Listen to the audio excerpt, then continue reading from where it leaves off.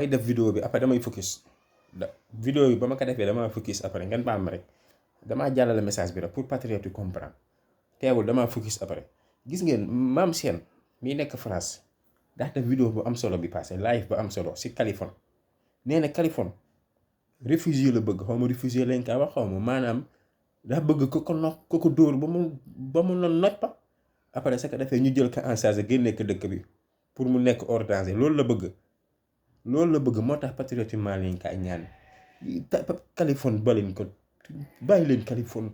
bàyyi leen ko mu wax ba teppeeku bàyyi leen ko mu saaga Ousmane Sonko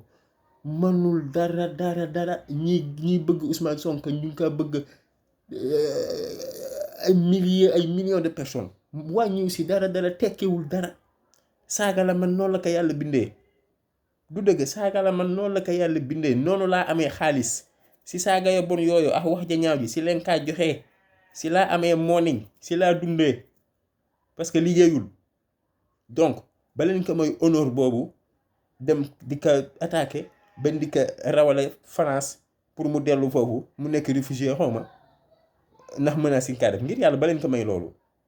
yéen ñi tamit naan yéen dem këram bëgg faa def bàyyi leen loolu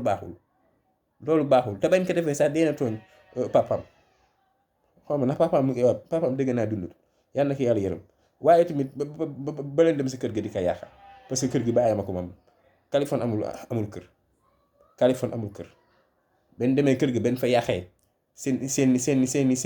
ay rakam ay magam leen a sonal parce que kër gi moomu ko moom amul kër waaw kër famille gi la nekk donc patriote yi lii la ma amoon pour wax leen jaa ngeen jëf